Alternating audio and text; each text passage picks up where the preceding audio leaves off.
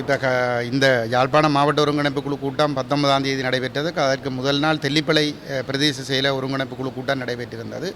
அந்த கூட்டத்திலும் பாராளுமன்ற உறுப்பினர் அர்ச்சுனா ராமநாதன் அவர்கள் மிக கேவலமான முறையிலே எங்களுடைய தலைவர் கஜேந்திரகுமார் பொன்னம்பலம் அவர்களை இழிவான வார்த்தைகளால் பேசி அப்பட்டமான பொய்களை அவர்களுக்கு எதிராக சொல்லி அங்கே ஒரு மிகப்பெரும் ஒரு அவதூறு பரப்புரைகளையும் ஆத்திரமூட்டுகின்ற செயல்பாடுகளிலும் அவர் ஈடுபட்டிருந்தார். என்னை பொறுத்தவரையிலே என்பிபி அரசாங்கம் தான் அவரை தயார்படுத்தி அவ்வாறு நடந்து கொள்ள செயற்படுத்துகிறது என்பதுதான் எங்களுடைய சந்தேகம். ஏனென்று சொன்னால், நீங்கள் பார்த்தீர்களாக இருந்தால் அவர் அந்த தையிட்டி போராட்டத்தை மோசமாக கொச்சைப்படுத்துகிறார். அதேபோன்று அந்த தெல்லிப்பளை வைத்தியசாலையை கொண்டு செல்வதற்கு அங்கே இருக்கின்ற அனைவரும் சம்மதிக்க வேண்டும். அதை எதிர்ப்பவர்கள் எல்லோரையும் மிக கேவலமாக கொச்சைப்படுத்துகின்றார். அது அந்த ரெண்டு தேவைகளுமே அரசுக்குத்தான் இருக்கிறார். அந்த தையட்டி விகாரை காணிகளை அந்த மக்களிடமிருந்து கபலீகரம் செய்து அதை பௌத்த விகாரைக்கு கொடுக்க வேண்டும் என்கின்ற தேவை, எடுத்துக்கொள்ள வேண்டும் என்ற தேவை இராணுவத்துக்கு இருக்கிறது. சிங்கள பௌத்த இனவாத அரசியல் தலைமைகளுக்கு இருக்கிறது. அந்த நோக்கங்கள் நிறைவேற வேண்டுமாக இருந்தால் அந்த மக்கள் தாமாக விரும்பி அந்த காணிகளை கையளிக்க வேண்டும்.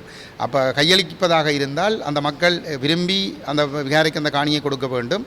அல்லது அளவீடு செய்து கையளிப்பார்கள் என்கின்ற ஒரு நம்பிக்கையிலே அவர்கள் ஏமாற்றப்பட்டு அதிலே கையெழுத்து வைப்பதன் மூலமாக அதனை வைத்துக்கொண்டு அவர்கள் அந்த சுயரிப்பு நடவடிக்கை ஊடாக அந்த காணிகளை தங்கள் வசதிப்படுத்திக் கொள்ளக்கூடியதாக இருக்கும். அப்போ இந்த செயல்பாடுகளிலே நாங்கள் மக்களை ஏமாற விடாமல் மக்களுக்கு சரியான ஆலோசனைகளை வழங்கி அந்த காணிகள் அந்த மக்களுக்கு கிடைக்க செய்ய வேண்டும் என்பதிலே எங்களுடைய தலைவரும் எங்களுடைய சட்டத்தரணிகளும் குறிப்பாக காண்டிவனண்ணா மற்றும் சுகாஸ் போன்றவர்களும் அந்த சரியான ஆலோசனைகளை வழங்கி அந்த மக்களை வழிநடத்தி கொண்டிருக்கின்ற நேரத்திலே இவர்களுடைய இந்த நிகழ்ச்சி நிரல் குழம்புகிறது. கடந்த தடவை அந்த தையட்டி காணிகளை அளப்பதற்கு இவர்கள் தந்திரோபாயமாக மக்களை ஏமாற்றி ஒரு முயற்சியை செய்திருந்தார்கள். காணிகளை விடப் போகிறோம், நீங்கள் அளவீட்டுக்கு ஒத்துழையுங்கள் என்ற அடிப்படையிலே அவர்களிடம் அந்த அளவீட்டுக்கான சம்மதத்தை கோரியிருந்தார்கள். மக்கள் அந்த அளவீட்டுக்கு ஒத்துழைக்கின்ற விதமாக அந்த விகாரைக்கு சென்றிருந்தார்கள். அங்கே அந்த விகாரை வளாகம் என்பது முழுக்க உங்கள் எல்லோருக்கும் தெரியும், இராணுவத்தினரதும் போலீசாரதும் கட்டுப்பாட்டில் இருக்கின்ற ஒரு பிரதேசம். அங்கு யாரும் செல்ல முடியாது. அங்கு செல்கின்றவர்கள் கைது செய்யப்பட்டு குற்றவாளிகளாக்கப்படுகின்ற சம்பவங்கள் உங்களுக்கு நடந்து கொண்டிருக்கிறதும் உங்களுக்கு தெரியும். உதாரணமாக கடந்த பௌர்ணமி தினத்தன்று அந்த 2 இளைஞர்கள் அந்த விகாரைக்குள் சென்று விட்டார்கள் என்பதற்காக அவர்களை கைது செய்து அவர்கள் அங்கே இரகசியமாக படங்களை எடுத்து சமூக குழப்பங்களை ஏற்படுத்த முற்பட்டார்கள் என்று அப்பட்டமான பொய் குற்றச்சாட்டுகளை முன்வைத்து நீதிமன்றத்திலே முற்படுத்தப்பட்ட சம்பவம் உங்களுக்கு தெரியும். ஆகவே அந்த விகாரை வளவுக்குள் யாரும் செல்ல முடியாது. அங்கே யாரும் சென்றால் அங்கே அந்த செல்கின்றவர்கள் அந்த போலீசாருடைய கட்டுப்பாட்டில் அல்லது இராணுவத்தினருடைய கட்டுப்பாட்டிலே தான் இருக்க முடியுமே தவிர அவர்கள் சுயமாக செயற்பட முடியாது. அவ்வாறு இருக்கிற பொழுது அந்த அளவீட்டு நடவடிக்கைகளுக்காக அழைக்கப்பட்ட மக்கள் அங்கே செல்கின்ற பொழுது அவர்களுக்கு உடற்பரிசோதனை செய்யப்பட்டு அவர்களுடைய அடையாள அட்டைகள் பரிசோதனை செய்யப்பட்டு அவர்கள் உள்ளே அனுமதிக்கப்பட்டிருந்தார்கள். அவ்வாறு அனுமதிக்கப்பட்டவர்கள் அங்கே சுதந்திரமாக நடமாட முடியாது. அப்போ அந்த பகுதிக்குள் அந்த கிட்டத்தட்ட 15 ஏக்கர் நிலங்களை அவர்கள் ஆக்கிரமித்து வைத்திருக்கிறார்கள். அந்த ஆக்கிரமிக்கப்பட்ட பகுதிக்குள் மக்கள் சுகமாக செல்ல முடியாது. ஆனால் இந்த அளவீட்டாளர்களை அந்த பிக்குனுடைய சம்மதத்தோடு போலீஸ் தரப்பும் அரசாங்க தரப்பும் தான் கொண்டு வந்திருக்கிறார்கள். அவர்கள் அந்த பகுதிக்குள் தங்களுடைய விருப்பம் போன்று சென்று அளவீடுகளை செய்ய முடியும். ஏற்கனவே நாங்கள் அறிந்த வரையிலே அவர்கள் ஒரு தடவை அளவீடுகள் செய்திருக்கிறார்கள் என்றும் நாங்கள் அறியக்கூடியதாக இருக்கிறது. அப்படி இருக்கிற பொழுது இந்த மக்கள் அளவீட்டை தடுத்தார்கள் என்று சொல்வது அப்பட்டமான பொய். மக்கள் அளவீட்டை தடுக்கவில்லை. மாறாக இந்த அளவீட்டை அவர்கள் அந்த நிலவிய அளவையாளர்கள் அந்த அளவீட்டை செய்வதற்கான வாய்ப்புகள் அந்த பிரதேசம் அவர்களுடைய முழு கட்டுப்பாட்டில் போலீசாருடைய கட்டுப்பாட்டில் இருந்தது. அங்கே அவர்கள் சுதந்திரமாக சென்று அளவீடு செய்யக்கூடிய ஒரு சூழல் இருந்தது. மக்கள் அங்கே கைதிகள் போன்று ஒரு குறிப்பிட்ட இடத்திலே அடைத்து வைக்கப்பட்டிருந்தார்கள். அப்படிப்பட்ட ஒரு இடத்திலே அந்த அளவையாளர்கள் சென்று அளவீடு செய்யாமல் அங்கே இந்த மக்களுக்கு கொடுக்கப்பட்ட நெருக்கடி என்னவென்று சொன்னால், நீங்கள் இந்த அளவீடு செய்வதற்கான சம்மதத்தை தாருங்கள், எழுத்து மூலம் சம்மதத்தை தாருங்கள் என்று சொல்லி கேட்டுக்கொண்டிருந்தார்கள். அப்போ அந்த சந்தர்ப்பத்திலே அந்த மக்கள் அவர்களிடம் கேட்டுக்கொண்டார்கள் என்னவென்று சொன்னால், அங்கே தொல்பொருள் திணைக்களத்தைச் சேர்ந்த தரப்பிலிருந்தும் பிரத்யேகமான ஒரு அளவையாளர்கள் குழு வந்திருந்ததாக அவர்கள் அறிந்து கொண்ட போது அவர்களுக்கு ஒரு சந்தேகம் அவர்கள் எங்களுடைய சட்டத்திறனிகளோடு தொடர்பு கொண்டு ஒரு கேள்வியை கேட்டிருந்தார்கள் வந்து இவ்வாறு ஒரு நிலைமை இருக்கிறது என்ன செய்வது என்று சொல்லி. அப்பொழுது எங்களுடைய தரப்பிலிருந்து ஒரு ஆலோசனை வழங்கப்பட்டிருந்தது. நீங்கள் உங்களுக்கு அளவீடு செய்ய வருமாறு உங்களுக்கு அறிவித்தல் கொடுத்தது உத்தியோகபூர்வமாக பிரதேச செயலாளருடைய கடித தலைப்பிலே அவருடைய கையொப்பமிட்டு ரப்பர் முத்திரை அடித்து அவர் கடிதத்தை அனுப்பியிருக்கிறார் என்று சொல்லி சொன்னால், அதே பிரதேச செயலாளர் உங்களுக்கு உங்களுடைய காணிகள் அளவீடு செய்து உங்களிடம் கையளிக்கப்பட இருக்கிறது. ஆகவே அந்த நோக்கத்திற்காக மேற்கொள்ளப்படுகிற இந்த அளவீட்டு நடவடிக்கைக்கு உங்களுடைய சம்மதத்தை தாருங்கள், அளவீடு செய்து உங்களிடம் காணியை ஒப்படைக்கிறோம் என்ற எழுத்து மூலமான உத்தரவாதத்தை வாங்கி கொண்டு நீங்கள் அதை அந்த சம்மதத்தை கொடுக்கலாம் என்று சொல்லி நாங்கள் சொல்லியிருந்தோம். ஆனால் அந்த அந்த அந்த அவ்வாறான ஒரு கடிதம் கொடுக்க மறுக்கப்பட்ட இடத்திலே அவர்கள் அந்த அளவீடு செய்வதற்கான ஒப்புதல் கடிதத்தை கொடுக்கவில்லை. அப்படி இருக்கிற பொழுது வந்து அவர்கள் அளவீட்டை குழப்பினார்கள், தடுத்தார்கள் என்று சொல்வதெல்லாம் அப்பட்டமான பொய். அப்போ இங்கே வந்து அந்த காணிகள் அன்று தெல்லிப்பளையிலே அந்த காணிகளை அவர்கள் அளவீடு செய்வதற்கு சம்மதம் கொடுக்காமட்டதற்கு காரணம் அந்த காணிகள் சுவீகரிக்கப்பட போகிறது என்ற காரணத்தினாலே.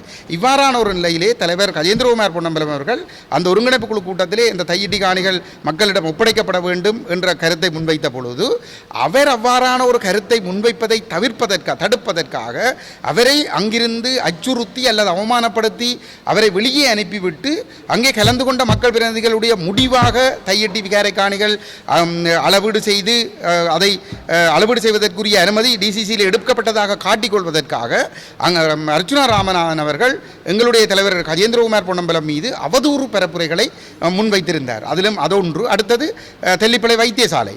தெல்லிப்பளையிலே இருக்கக்கூடிய புற்றுநோய் அலகை ஒரு விசேட பிரிவாக மாற்ற வேண்டும் என்று ஏற்கனவே இணங்கப்பட்டிருந்த ஒரு இடத்திலே வந்து இப்பொழுது அவர்கள் வந்து அந்த தெல்லிப்பளை வைத்தியசாலையினுடைய பணிப்பாளரும் அவரோடு சேர்ந்த அர்ச்சுனா ராமநாதனும் அந்த வைத்தியசாலையை முழுமையாக மத்திக்குள் கொண்டு செல்ல வேண்டும் என்று அவர்கள் பிடிவாதமாக நின்றார்கள். குறிப்பாக அர்ச்சுனா ராமநாதன் அந்த கருத்தை பிடிவாதமாக அங்கே நிறைவேற்றுவதற்கு முயன்ற பொழுது தலைவர் கஜேந்திரகுமார் பொன்னம்பலம் அவர்கள் அதற்கு இணங்க மறுத்த நிலையிலே அவரை வாய் மூட வைத்து இணங்க செய்வதற்கு அல்லது அவர் வெளியேற்றப்பட்டு அவரை அவமானப்படுத்தி வெளியேற்றிவிட்டு அல்லது அடிப்பேன் உதைப்பேன் நாயபே என்று பேசி வந்து அவரை அச்சுறுத்தி அவரை வெளியேற செய்துவிட்டு அங்கே அந்த டிசிசியிலே வந்து தெல்லிப்பளை வைத்தியசாலையை கொண்டு செல்வதற்கு ஒரு ஏகமனதாக முடிவெடுக்கப்பட்டதாக காட்டிக்கொள்வதற்காகத்தான் அவர் முயற்சி செய்திருந்தார். ஆனாலும் அவர் அவ்வளவு அவமானப்படுத்தல்களையும் அச்சுறுத்தல்களையும் மேற்கொண்ட போதும் கூட தலைவர் கஜேந்திரகுமார் பொன்னம்பலம் அவர்கள் அங்கே அந்த தான் வெளியேறினால் எப்படிப்பட்ட ஒரு ஆபத்தான முடிவு எடுக்கப்படும் என்பதை புரிந்து கொண்டு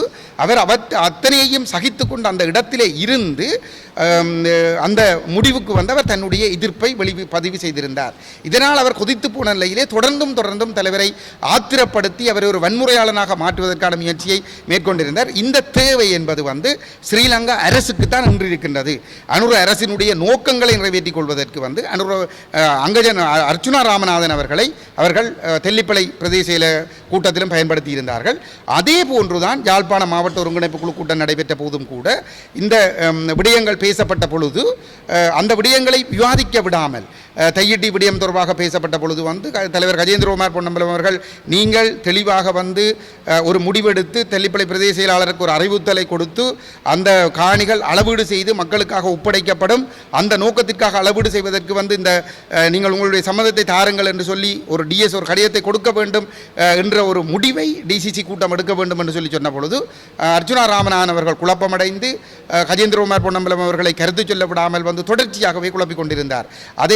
அதுவும் அந்த என்பிபி அரசாங்கத்தினுடைய தேவையை நிறைவு செய்வதற்காகத்தான் அர்ச்சுனா ராமநாதனை சந்திரசேகரன் அவர்கள் பயன்படுத்தி இருந்தார். அதை மீறி வந்து தலைவர் அந்த விடயத்திலே வந்து உறுதியாக நின்று அவர்களுடைய நோக்கங்களை நிறைவேற விடாமல் இந்த காணிகளை சுவீகரிக்கின்ற அந்த தையிட்டி விகாரைக்கு தமிழ் மக்களுடைய காணிகளை அடாத்தான முறையிலே கையகப்படுத்துகிற முயற்சிகளை எதிர்ப்பு தெரிவித்து அந்த காணிகளை மக்களிடம் கையளிக்க வேண்டும் என்பதில் உறுதியாக நின்று கொண்டிருந்த பொழுது எதிர் பக்கத்திலே பொதுமக்கள் அரங்கிலே இருந்த என்பிபி உறுப்பினர்கள் எழுந்து எங்கள் பாராளுமன்ற உறுப்பினர் கஜேந்திரகுமார் பொன்னம்பலத்துக்கு எதிராக கூச்சலிட தொடங்கினார்கள். அது சந்திரசேகரன் அழைத்து வந்த என்பிபியினுடைய அடியாட்கள் ஊர்களில் கிராமங்களிலே அடிதடி வன்முறைகளிலே ஈடுபடுகின்ற நபர்கள் தான் அந்த காடைத்தனமான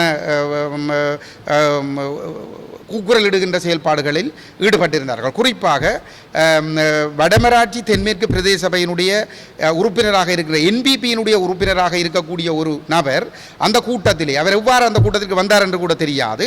அவர் சந்திரசேகரனுடைய ஒரு அடியாளாகத்தான் அங்கே கலந்து கொண்டிருந்தார். அவர் அங்கே வீடியோக்களை எடுத்து கருத்து சொல்லுகின்றவர்களை அச்சுறுத்துகின்ற செயல்பாட்டில் ஈடுபட்டிருந்தார். ஊடகவியலாளர்களை வீடியோ எடுத்து அச்சுறுத்துகின்ற செயல்பாட்டில் ஈடுபட்டிருந்தார்.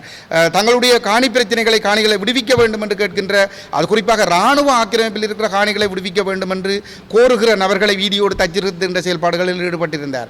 அது மட்டுமல்ல, நான் ஒரு முன்னாள் பாராளுமன்ற உறுப்பினர் கஜேந்திரகுமார், கௌரவ பாராளுமன்ற உறுப்பினர் கஜேந்திரகுமார் பொன்னம்பலம் அவர்களுடைய பிரதிநிதியாக நான் அந்த கூட்டத்திலே கலந்து கொண்டிருந்த பொழுது, நான் கருத்து சொல்ல முற்பட்ட பொழுது கூட அவர் எனக்கு முன்னால் வந்து நின்று கொண்டு நான் சபையை பார்க்க விடாமல் என்னை மறைத்து கொண்டு நின்று என்னை கூட அவர் வீடியோ எடுத்து அச்சுறுத்திய சம்பவம் கடந்த 19ஆம் தேதி அந்த டிசிசி கூட்டத்திலே நடைபெற்றிருந்தது. இதுக்கு முன்னர் நடைபெற்ற டிசிசி கூட்டங்களிலே இவ்வாறான சம்பவங்கள் நடைபெற்றது கிடையாது. அந்த அளவுக்கு என்பிபி அச்சப்படுகிறது. மக்கள் மத்தியிலே இந்த கருத்துக்கள் செல்லக்கூடாது, அந்த இடத்திலே இவ்வாறான கருத்துக்கள் சொல்வதனால் தங்களுடைய இனவாத முகம் அம்பலப்படுகிறது என்பதனால் எங்களுடைய கருத்து சுதந்திரத்தை முடக்குவதற்கு, ஊடகவியலாளர்களுடைய சுதந்திரமான செயல்பாட்டை முடக்குவதற்கு, அங்கே வருகின்ற மக்களுடைய பிரச்சனைகளை பேசுகிறோம் என்று சொல்லி அழைத்து விட்டு அவர்களை அச்சுறுத்தி மௌனமாக்குகின்ற செயல்பாடுகளை சந்திரசேகரனுடைய தலைமையிலே இந்த என்பிபி அரசாங்கம் இங்கே அரங்கேற்றி கொண்டிருக்கிறது. இதை நாங்கள் வன்மையாக கண்டிக்கின்றோம்.